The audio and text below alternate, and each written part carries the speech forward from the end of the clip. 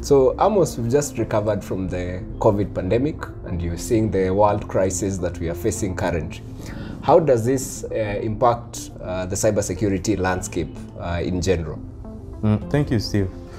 Yeah, we've recovered, but the security landscape is still the same. The same threat actors, the same use of new applications which have come up. But specifically, there's geopolitics which is happening, and there's a ripple effect in terms of this bare metal kind of war which is happening in that particular sphere of the world. But also, we have to be cognizant of the war which is happening within the cybersphere. In this instance, there's a lot of information which is being targeted depending on the enemy, the way you want to define it. There are the good guys and the bad guys, and there are also countries which, and even business entities, which are becoming collaterals. We've seen targeted kind of attacks, cyber attacks, related to economic sabotage. There's a lot of propaganda information which is being sent to change the opinion in relation to where you want to align yourself. There is also attack on specific infrastructure in specific countries. And what that happens when they are sending those particular kind of attack is that it could be targeting that particular infrastructure or that particular business entity.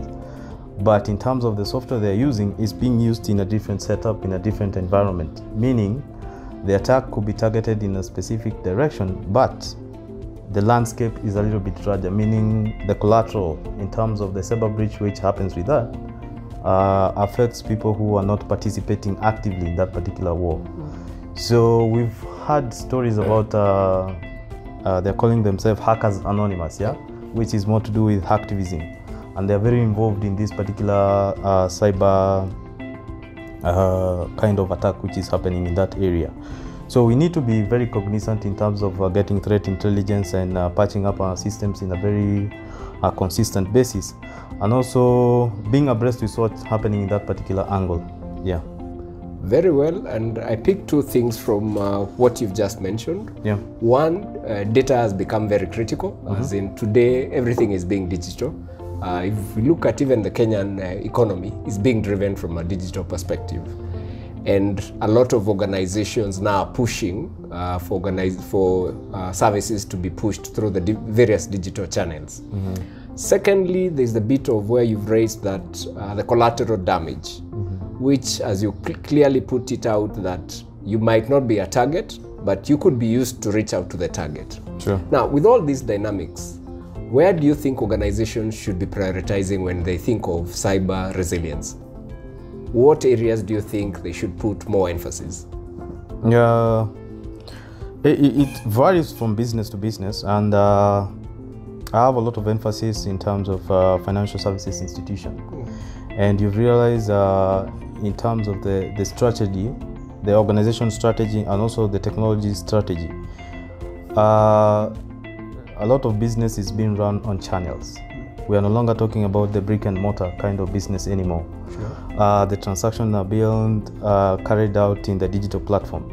We are talking about microservices, we are talking about the API integration. At the same time, the speed of innovation that happens within this particular sphere is very high. And also the kind of threat actors which are participating in this particular sphere is very high, and the velocity and the scale of cyber breaches happening with this particular sphere is equally quite humongous.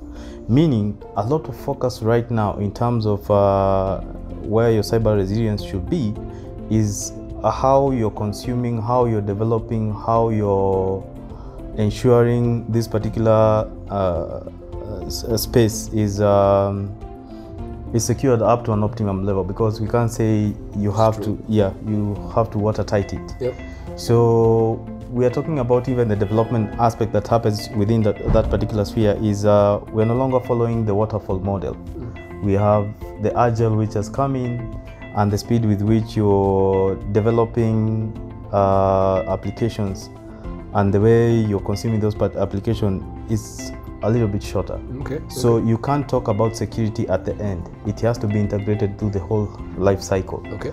So if part of the product development lifecycle, part of data governance, you are embedding security as part of it, it becomes a little bit easier because the entire fabric is secure, as opposed to only thinking about when the product is going live to the market. Yeah. And I hear what you're saying about, even from a developer's point of view,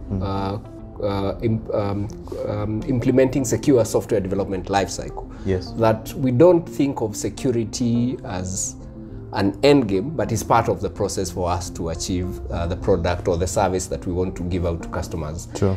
And secondly, I feel you talking of having those partnerships between maybe like the financial institution, the service provider who's providing these services, that the service provider should implement and ensure that the product they're offering the financial institutions have implemented security controls even before this product gets to the point where the financial institution starts consuming these services.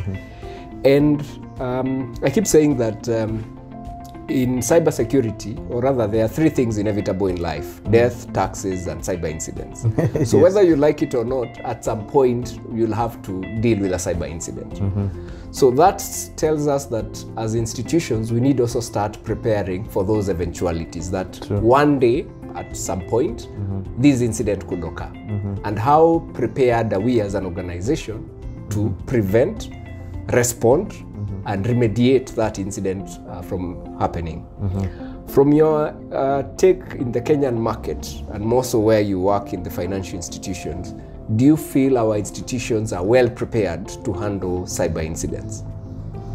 I wouldn't say they are lagging behind, and at the same time they're way ahead of the curve. And also different organizations, they have different maturity skills when it comes to incident response planning. When you talk about like Tier 1 financial institutions, because there's a lot of targeted which are happening in that particular space, you can say the level of maturity in terms of incident response is a little bit at a higher scale. It's what we call optimum. You're not talking about defined. It's something which is repeatable, and it's something which they can execute. These other organizations, they're catching up, and I've seen a couple of them, they have incident response planning, but the disconnect, what I've seen is that they haven't actually executed, where you're mimicking a live incident, an incident has already occurred, and you're trying to perfect to see the kind of leadership, the kind of responsibility, the kind of timing that it takes for you to do the detection, to do the response, remediation, and at the end of it all, the lesson learned. So on a case by case, they are not in a homogeneous landscape. Some are very mature, some are still learning, and especially depending on the volume of the transaction, and also the kind of competence in terms of the people that you're leveraging on to develop the incident response plan. And also from a governance perspective. Correct. You'd find in financial services, the Tier 1, they really appreciate the incident response and cybersecurity as a total, and the conversation starts at the board level. So in these other instances, organization, the conversation is usually technical.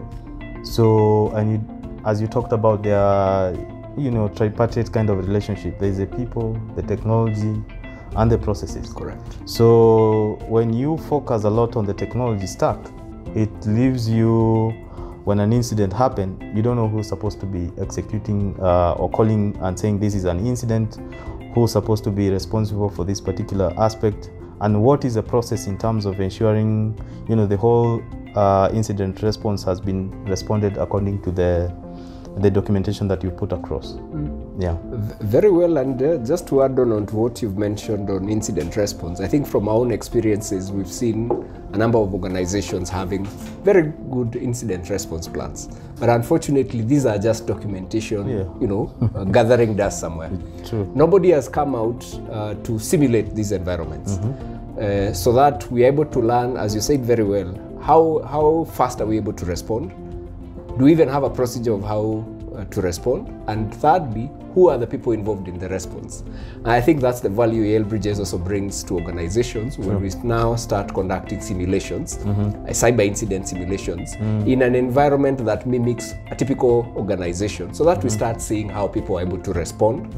Because sometimes, yes, you want to remediate the incident, but you don't know even who to call within the organization. True. So we waste too much time. If it's a financial institution, there are losses that are happening. Reputation of the organization is at risk. And yet, if we had prepared for these incidents, we could have reduced both the financial loss, the reputation, among other aftermaths of a cyber incident. So a lot of learnings there for organizations. Looking forward, what do you see in terms of the cybersecurity landscape in Kenya and with all this that is happening globally? Yeah, the environment is ever changing. It's dynamic in terms of new products which are coming in terms of methodologies. Right now we are talking about cloud adoption and digital transformation. So an organization, let's be honest, you can't have your core competence in cybersecurity. It means your core business will suffer because the kind of investment for you to get up to an optimum level in cybersecurity, the capex and even the operational costs, they're quite high. So leveraging on industry niche players and a company like Yale Bridges comes in and plugs in because cybersecurity is their core competency. So instead of you investing and like reinventing the wheel and also the politics that comes along internal, you leverage and work with a partner who his core competency is in cybersecurity. And you see a lot of value delivery when you work with the partnership because there are internal mechanisms, I don't want to call them politics, but the human element, which actually can slow down the implementation of cybersecurity resilience strategies. But when you work with a partner, his focus is very specific and he doesn't want to understand the mechanics of how the organization works. So my take is that you need to work with a partner, and this partner, you need to hold him accountable. You need to have and understand his strategy in terms of assimilation of new technology and threat mediation that they have. You need to understand their reach. You need also to do due diligence in terms of the kind of staff that they're having, because we've seen instances where you have the trust level is, you're given as a vendor, you're given trust level, however you haven't done due diligence in terms of your staffing, and the attack vector actually is perpetuated from their vendor's aspect. So you as yourself, you develop for them the key performance indicators, which are very stringent, the service level agreement in terms of this service consumption, and also you do your what I would call due diligence at the bare minimum to understand the organization, their structures. Are they adhering to international standards and benchmark when it comes to cybersecurity? And you want to be evaluating this on a continuous basis, because we've seen organizations or partners which at inceptions they were okay, but as they move along, they get so much business and they tend to be a little bit slack. Okay. Yeah. All right. Yeah. Very well. I think I picked two things from what you've just said, that partnerships. Yes. And I think, as we all say in Africa, that if you want to walk fast, go alone. But if you want to go far, walk as a team. And I think that's the value that a cybersecurity partner brings on board to an organization. True. And just as our slogan says, do your business, we secure. Yeah. As a financial institutions or manufacturing or insurance, you focus on your core business, continue digitizing, but Yale Bridges comes in handy to provide that assurance as you continue grow your business, expand your business, and continue digitizing. Exactly. Thanks a lot for those insights. We really appreciate, and we look forward to having similar conversations in the near future. Thank you. Thank you. Thank you.